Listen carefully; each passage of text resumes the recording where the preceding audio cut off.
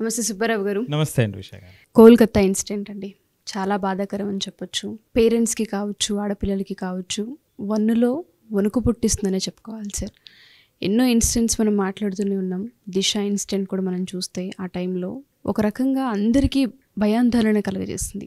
మళ్ళీ ఇప్పుడు ఈ ఇన్సిడెంట్ కోల్కతాలో ఏదైతే జరిగిందో, ఆ అమ్మాయి చావు కావచ్చు, అమ్మాయిని చంపిన విధానం ఏదైతే ఉంటుందో, మాట్లాడుతూ ఉన్నా, ఆ వార్త వింటూ ఉన్నా తెలియకుండానే భయం పుట్టుకొస్తుంది.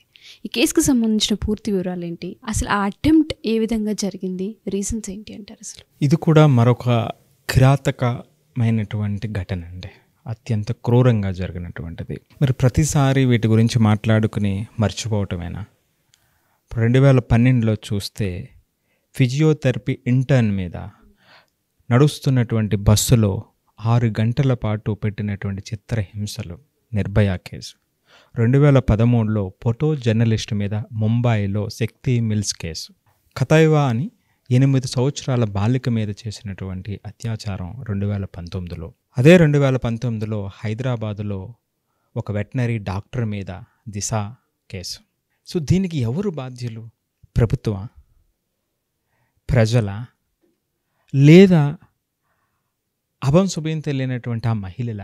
వాళ్ళ పని వాళ్ళు చేసుకుంటూ వెళ్తుంటే వారి మీద క్రూర మృగాల కింద పడిపోతున్నటువంటి వాళ్ళ ఎవరు ఎవరు ఎవరు దీనికి సమాధానం చెప్పాల్సినటువంటిది?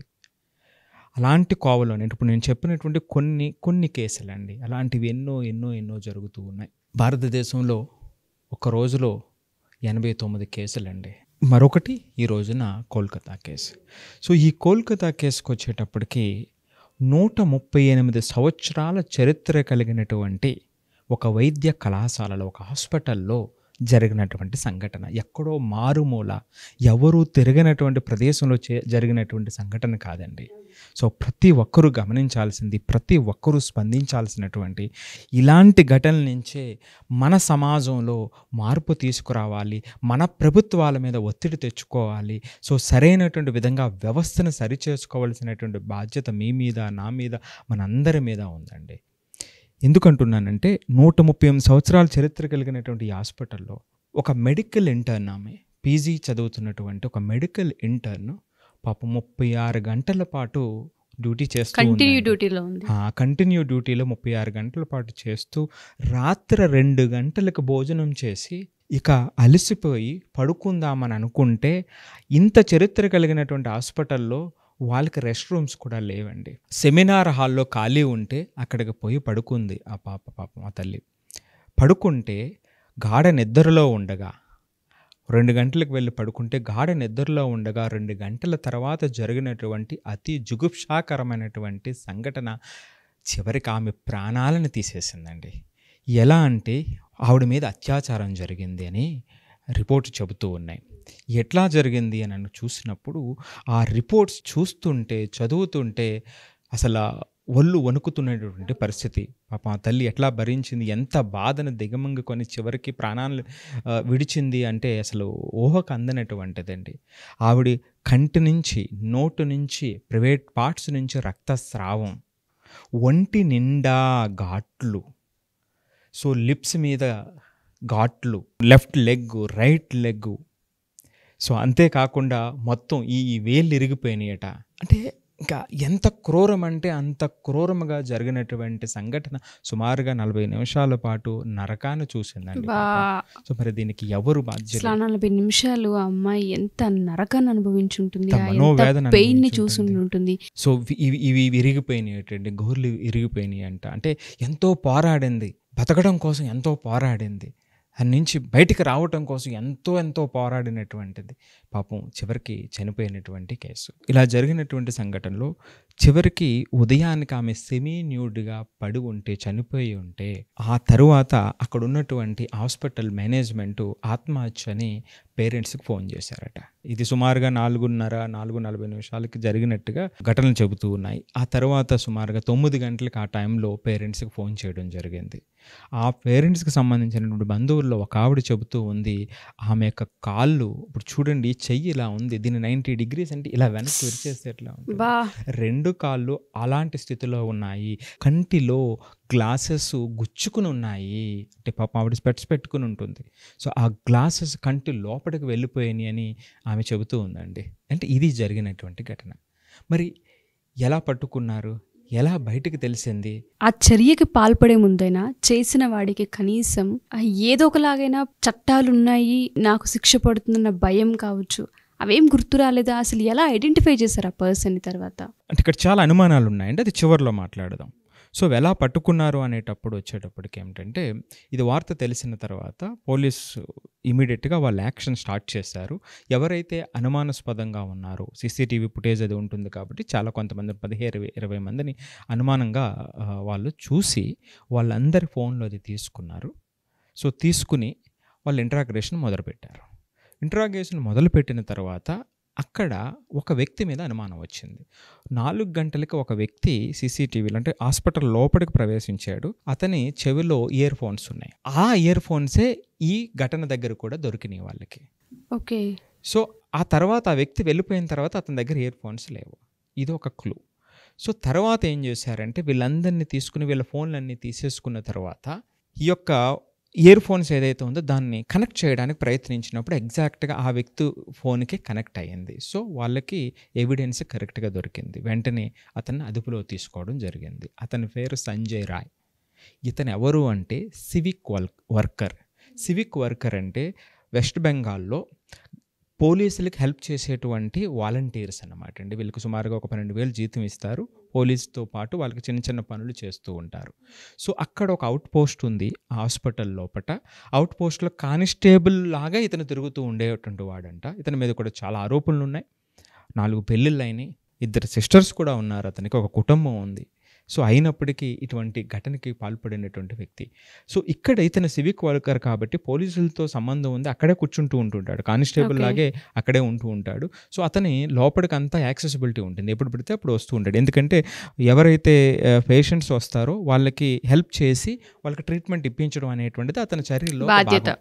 సో వీటిలో వాళ్ళు ఈవినింగ్ 9 గంటలకు ఎవరో వచ్చారు, వాళ్ళకి ట్రీట్మెంట్కి లోపలికి తీసుకెళ్ళాడు, మరలా వెళ్ళిపోయాడు. మరలా 11 గంటలకు వాళ్ళకి ఎక్స్రే తీయాలనుకుంటే మరలా వచ్చాడు, ఆ ఎక్స్రే కూడా తీయించాడు. మరలా వెళ్ళిన తర్వాత మరలా ఇంకొక పేషెంట్ వస్తే సుమారుగా 12 గంటలు 12:30 టైంలో వాళ్ళకి ట్రీట్మెంటు, ఆపరేషన్కి సంబంధించినటువంటివి ఏవో ఏర్పాట్లు చేసి అక్కడ వాళ్ళ బంధువులతో కలిసి మద్యం సేవించాడు అని పోలీసులు చెబుతున్నటువంటి వార్త అండి. ఎక్కడ? హాస్పిటల్ పరిసరాలలో మద్యం సేవించి ఆ తర్వాత వాళ్ళంతా ఆపరేషన్కి ఎవరైతే వచ్చారో, సర్జరీకి వచ్చినటువంటి వాళ్ళది అయిపోయిన తర్వాత మిగిలిన బంధువులు అందరూ వెళ్ళిపోయారు. ఆ తర్వాత మరలా 4 గంటల టైంలో అతను వెళ్ళిపోయి 4 గంటల టైంలో లోపలికి మరలా ఆఫీసులో ప్రవేశించాడు. ప్రవేశించినటువంటి టైంలో పాపం ఈమె అలసిపోయి పడుకున్నటువంటి డాక్టర్ అక్కడ సెమినార్ హాల్లో పడుకుని ఉన్నది ఆమె. సో ఆమె మీద ఈ వ్యక్తి అత్యాచారం చేశాడు క్రూరంగా అనేటువంటిది క్లియర్గా తెలుస్తుంది. అసలు ఆయన క్యారెక్టర్ మనం చూసుకున్న 4 పెళ్ళిళ్ళు చేసుకున్నారంటే అర్థమవుతుంది. ఆ పైశాచికత్వం ఏదైతే ఉంటుందో దాన్ని భరించలేక చేసుకున్న వాళ్ళు కూడా వదిలేసి వెళ్ళిపోయారేమో అని అనిపిస్తుంది. అవునండి. ఇంత నీచానికి దిగజారి చంపేసి క్రూరంగా, అతి క్రూరంగా, అసలు మాట్లాడుకోవడానికి కూడా ఒళ్ళు గగురు పుచ్చే విధంగా ఉంది ఆ చావు మనం మాట్లాడడానికి. అవునండి, అవును. అంటే చాలా దౌర్భాగ్యం. మనం మాట్లాడుకోవాల్సినటువంటి అవసరం రావటం చాలా దౌర్భాగ్యం, సమాజం యొక్క దౌర్భాగ్యం. చాలా సంఘటనలు నేను ముందులో చెప్పాను. చాలా, అంటే దేశంలో చాలా సంఘటనలు జరుగుతూ ఉన్నాయి. ఇప్పుడు ఇక్కడ కూడా ఒక్క విషయం చూడండి, సెమీ న్యూడ్గా ఉంది, రక్తపు మరుగులో ఉంది ఆమె. అలాంటి సందర్భంలో పోలీసులు వచ్చి ఆమె ఆత్మహత్య చేసుకుందని పేరెంట్స్కి ఎట్లా చెప్పారు? Point number 1. Second point, parents వచ్చిన తర్వాత కూడా 3 గంటల వరకు ఆమె బాడీని వాళ్ళకి చూపించలేదు. అది పాయింట్ నెంబర్ 2. పాయింట్ నెంబర్ 3కి వచ్చేటప్పటికి ఈ యొక్క రిపోర్ట్స్ ఏదైతే ఉందో ఆ రిపోర్ట్స్లో సువర్ణ గోస్వామి అని ఒక డాక్టర్, మరొక డాక్టర్ కంప్లీట్గా ఎగ్జామైన్ చేసి ఆయన ప్రెస్ మీట్లో ఒక విషయాన్ని చెప్పారు. ఆమె బాడీలో ఒక 151 గ్రామ్స్ వైట్ థిక్ ఫ్లూయిడ్ ఉంది. సో అది సెమెన్ అని ఆయన చెప్తున్నటువంటి ఇది. అంటే ఇది ఒక్క వ్యక్తి కాదు, ఒక గ్రూప్ ఆఫ్ పీపుల్ చేసి ఉండొచ్చు అనేటువంటి అనుమానాన్ని, అత్యాచారం చేసినట్టుగా అని మరొక వార్త వస్తూ మరొక వార్త. అంటే ఈ విధంగా అనేకమైనటువంటి అనుమానాలు ఈ కేసులో వస్తున్నాయండి. ఇంకొక 4వ విషయం చెప్తాను మీకు. ప్రిన్సిపాల్ ఎవరైతే ఉంటాడో ఆ ప్రిన్సిపాల్ రిజైన్ చేయాలి అని పట్టుపడితే అక్కడ ఆ డాక్టర్స్ అంతా కూడా రిజైన్ చేస్తే గవర్నమెంట్ వితిన్ 24 అవర్స్లో వేరే చోట పోస్టింగ్ ఇచ్చిందండి. అంటే అంత ఇన్ఫ్లుయెన్సెస్ ఏదన్నా ఉన్నాయా? వేరే సంఘటనలు ఏదో బలమైనటువంటి ఘటనలు దీని వెనక ఉండి ఉంటాయి, ఈ చావు వెనక అనేటువంటి అనుమానాలు ప్రస్తుతానికి సజీవంగా ఉన్నాయండి. సో మరి రేపు ఎల్లుండి ఏం జరుగుతుందా, దీనికి సంబంధించిన సమాధానాలు ఎలా వస్తాయో చూడవలసినటువంటి అవసరం ఉంది. అంటే ఇవన్నీ కూడా అనుమానాలు వస్తున్నాయి. తీర్పు ఎలా తీసుకోవాలంటారు? దీనికి ఎటువంటి సెక్షన్స్ రావాలి, ఎటువంటి యాక్షన్స్ వర్క్ అవ్వాలి అంటారు? అసలు ఉషా గారు, ఖచ్చితంగా దేశంలో ప్రతి ఒక్కరూ స్పందించాల్సినటువంటి విషయం ఇది చూడండి. ఇక్కడ గవర్నమెంట్ ఇన్వాల్వ్మెంట్ చూడండి. సో గవర్నమెంట్ తర్వాత మరలా హైకోర్టు చెప్పడంతో సిబిఐకి కేసు ఇవ్వడం జరిగింది. ఇదేమవుతుంది, ఇప్పుడు సెంట్రల్ గవర్నమెంట్ స్టేట్ గవర్నమెంట్ మధ్య వార్ కింద స్టార్ట్ అయిపోతూ ఉంది. ఇక్కడ స్టేట్ గవర్నమెంట్ ఏ విధంగా తీసుకుంటుంది, నా అసమర్థత ఇది నా అసమర్థత కాదు అని చెప్పుకోవడానికి వీళ్ళు చెప్పడం, వేరే వాళ్ళు ఏంటంటే అపోనెంట్స్ ఏమిటంటే ఇది వాళ్ళ గవర్నమెంట్ అసమర్థతే అనేటువంటిది. ఈ యొక్క గేమ్లో ప్రజలు నలిగిపోతున్నారు, మన భారత సమాజం నలిగిపోతుంది. సో కాబట్టి ఇక్కడ ఒక్కటేమిటంటే అండి, ప్రతి గవర్నమెంటు కూడా సంఘటన జరిగితే చూడండి, అంటే పెద్ద స్టేట్స్లో సంఘటన జరగచ్చు, కానీ జరిగిన తరువాత, అంటే జరగటం అనేది గవర్నమెంట్ ఇది కాదు కదండి, వాళ్ళ తప్పు కాదు కదా, కానీ జరిగిన తర్వాత గవర్నమెంట్ ఏ విధంగా బాధ్యతగా స్పందించింది అనేటువంటిది ముఖ్యమైనటువంటి పాయింట్ అండి. సో దాన్ని కట్టడి చేయాలి అంటే ఇప్పుడు చూడండి, మనకి హైదరాబాద్లో జరిగినటువంటి దిశ సంఘటన జరిగింది. అంటే లీగల్ ప్రాసెస్లో చాలా లేట్ జరిగేటువంటి అవకాశం ఉంటుంది.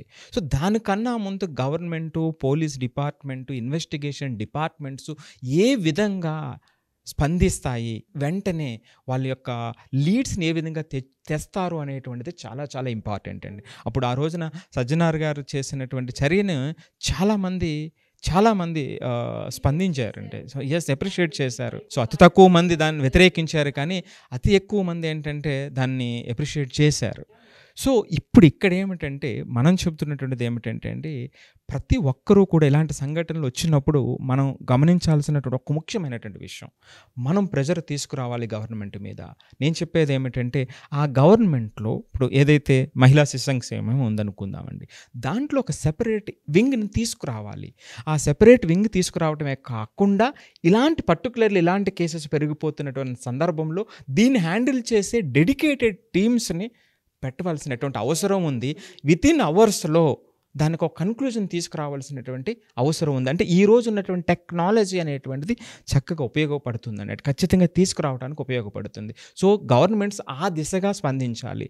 అంతేకాకుండా ఇది ప్రధాన పక్షం ప్రతిపక్షం అనేటువంటి గొడవలో వీళ్ళని, అంటే ఎవరైతే విక్టిమ్స్ ఉన్నారో వాళ్ళని మరింత కిందకి లాగేసేటువంటి పరిస్థితి ఈ రోజున ఉందండి. సో కాబట్టి ఇటువంటి చర్యలు రావాలి. ఈ చర్యలు రావటానికి ప్రతి ఒక్కరూ కూడా నడుం బిగించాలి అనేటువంటిది. ఎందుకంటే ఎవరో అమ్మాయి కాదండి, సో మన అమ్మాయి, మన దేశంలో ఉన్నటువంటి అమ్మాయి, మన రాష్ట్రంలో ఉన్నటువంటి అమ్మాయి. సో ఎవరికైనా ఆ బాధే. సో మరి అంటే ఆ గ్యారంటీ లేకపోతే, బయటికి వెళ్ళిన తర్వాత బయటకు వస్తామనేటువంటి గ్యారంటీ లేకపోతే ఎవరండి? సో ప్రతి ఒక్కరూ స్పందించాల్సిన అవసరం ఉంది. బయటికి వెళ్ళిన తర్వాత తిరిగి క్షేమంగా వస్తామన్న గ్యారంటీ ఎప్పుడైతే సమాజం, న్యాయస్థానాలు, రక్షణ భద్రత సిబ్బంది కల్పిస్తూ ఉంటుందో, ప్రతి తండ్రి, ప్రతి తల్లి, ప్రతి ఆడపిల్ల బయటికి వెళ్ళి స్వేచ్ఛగా పని చేసుకుని వచ్చే అవకాశం కనిపిస్తూ ఉంటుంది. ఎంత అప్డేట్ అయిపోతున్నామో, ఎంత 2024కి మనం వచ్చి ఉన్నప్పటికీ కూడా ఇంకా ఇటువంటివి విక్టిమ్స్గా మిగిలిపోతూ ఉన్నాము. వీటికి సరైన న్యాయం దొరకట్లేదు. సంవత్సరాలు పేరెంట్స్ కోర్టుల చుట్టూ తిరగాల్సిన అవసరం వస్తూ ఉంటుంది.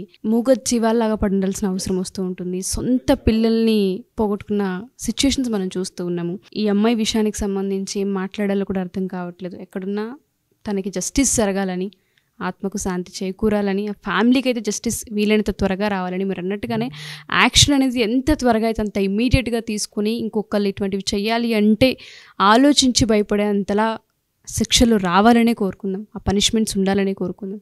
థ్యాంక్ యూ సుబ్బారావు గారు, thank you so much. Suman టీవీలో మీ పర్సనల్ అండ్ బిజినెస్ ప్రమోషన్స్ కోసం కింది నెంబర్కి కాంటాక్ట్ చేయండి.